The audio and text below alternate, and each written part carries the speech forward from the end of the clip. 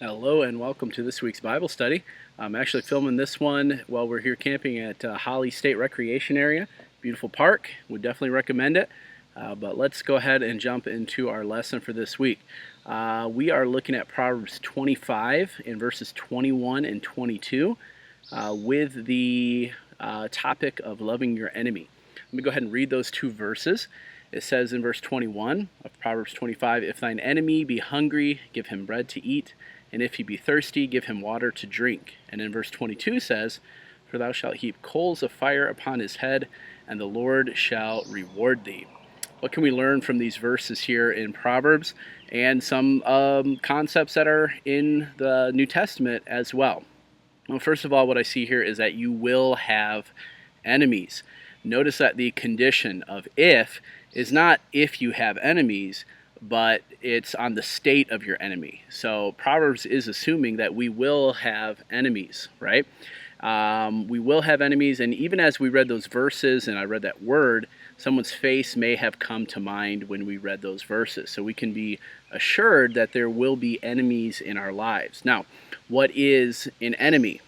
The word that's used in verse 21 for enemy finds its root in the verb to hate. An enemy is one who is hated or one who acts hatefully. An enemy is someone who opposes you.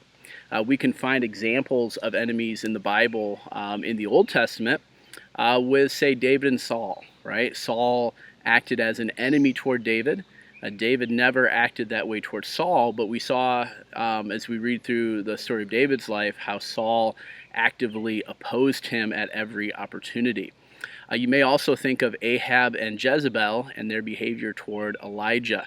Ahab was an enemy toward Elijah, and certainly Ahab considered Elijah an enemy as well.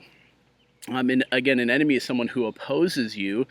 Proverbs 27:6, "Faithful are the wounds of a friend, but the kisses of an enemy are deceitful."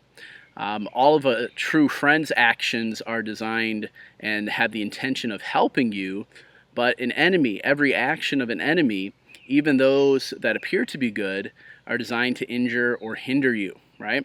So we've learned so far we all have enemies, and an enemy is someone who opposes you. They're that proverbial thorn in your side, right? Now, how can we respond to enemies? Because Proverbs here puts forth a correct way, and so we can assume there's an incorrect way as well, and we can find that in the scriptures as we search them out. So let's talk about that worldly way to respond to enemies. That's how the scripture describes it, and it's what we see around us as we consider how people respond to enemies. So if you go to places like 1 Peter 2:23, we see the presumed response toward enemies by the world. In 1 Peter 2:23, Jesus is described by Peter as one who didn't respond to his enemies in a worldly way. Peter says in verse 23, "Who," and that's Jesus, "when he was reviled, reviled not again. When he suffered, he threatened not."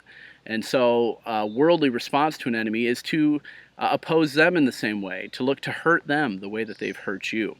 1 Thessalonians 5:15 puts it this way, "See that none render evil for evil unto any man, but ever follow that which is good." So we see a worldly response to an enemy is to oppose them back, to try to hurt them, to try to hinder them, to try to give what we have gotten from our enemies. But what is the godly way, right? How does Scripture describe how we ought to respond to an enemy? Well, we may have seen that in those two verses I've read in the New Testament, and we see that in our main verses here in Proverbs. Proverbs 25:21 says, "If your enemy is hungry, give him bread to eat. And if he is thirsty, give him water to drink." So a godly response is always to do good to our enemies and not evil, to think of what would be helpful and what would meet their needs, not to consider how they've treated us or what would be a worldly response to their actions, but to consider what is good for them, what needs do they have. That would be in response to their wrong actions. We saw that with the way Jesus responded, right? So when people do evil to us, we don't respond in an evil way. We instead respond in a righteous way, as 1 Thessalonians 5 says, "Ever follow that which is good." So in our response to the wrong actions, we respond with good. But when we see our enemy hurting and when we see our enemy having a need, the Proverbs stress the response of meeting that need, right?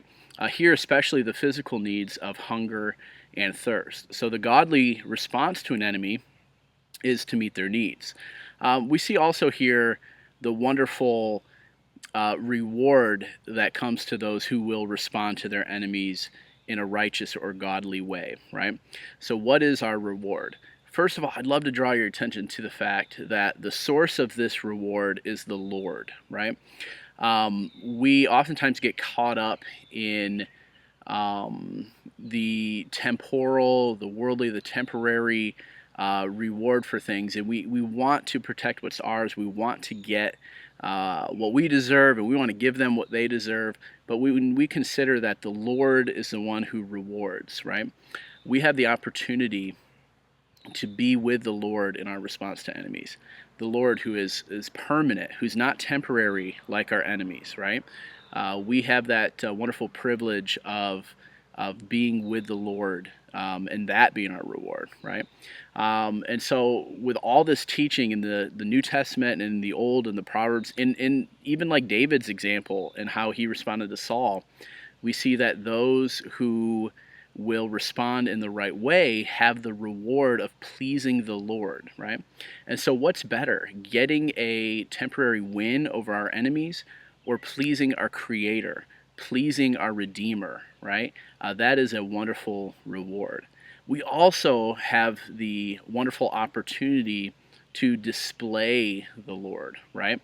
So in 1 Peter chapter 2, which I read from verse 22, we see Jesus' response. But Peter also says in those verses and the surrounding verses that we have an opportunity to suffer as Jesus suffered and to display who Jesus is, right? And so one of our rewards is displaying the Lord, and in that we may lose an enemy and we may win a brother or sister to the Lord as we have opportunity to share the gospel, as we display this transformed life that isn't the normal response to our enemies. We are showing them who Jesus is, and we may win a brother or sister to the Lord with the gospel. And so our reward is pleasing the Lord, but also displaying the Lord and maybe winning an enemy to Christ. Well, as I look at this proverb, I see the fact that we all have enemies. I think we really need to spend some time thinking how we're going to respond to them. And I've seen that we live in a more and more divided time, right? So there are more and more people that may be opposing us.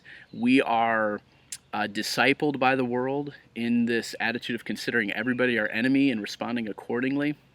And so it'd be very important for Christians to embrace these scriptural truths of how we respond to our enemies, and maybe even challenging the idea of whether or not we view people as enemies, and whether or not we view them as an opportunity to share Christ. So I'm curious to see what your thoughts are on this. I'll have some discussion questions in the comments or in the description, and would love to discuss things further on how to love your enemies.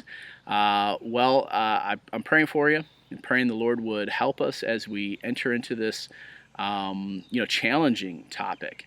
But there's much reward to come from those who will follow the Lord in this area. So God bless you, and we'll see you next time as we continue with our weekly Bible studies.